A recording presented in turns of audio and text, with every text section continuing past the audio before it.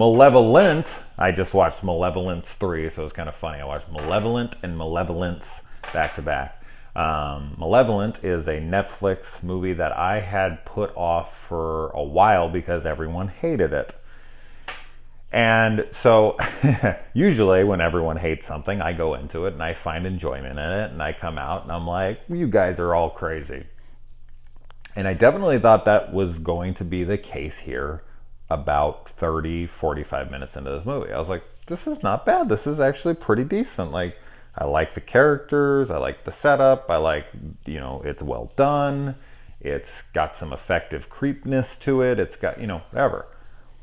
And then about like maybe 20 minutes left to go, I was like, all right, this is pretty good. Like, all right. I'm like, I was watching with someone and I was like, see, people are fucking crazy. This is not even bad. In fact, this is pretty good.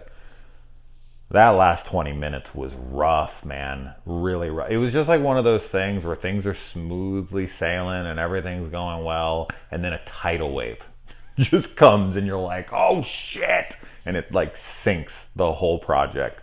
I don't know. It's weird. I always watch these kinds of movies and I just think of like the writers, and I think of the production, and I think of the cast, and I think of the directors, and I think of everything on the set, and just being like, how do endings like this happen? How is everything smooth sailing and then just an absolute fucking disaster happens? It's weird to me that stuff like this happens. It's so frustrating to watch because it's just, I can't see how people thought that was going to be an adequate ending and a strong climax. It's not earned at all, and you just don't care as a huge issue, and it's so out of nowhere that you're just like, okay, why is this happening? And who cares? And it was a ridiculous ending that completely ruined the entire film for me. And that sucks, because I thought the actors were good. I thought that the script was actually pretty good up until that point. I thought everything was just fine. And I don't know, man. I don't know what's worse. I don't know if watching a complete train wreck the entire time or watching a pretty good movie and then the last act completely destroys the film. I don't know what's worse, honestly. I don't know, at least I got some enjoyment out of it, but it was so hard to watch it fall apart because it was building so nicely. So I don't know which one's worse. But this was a shame.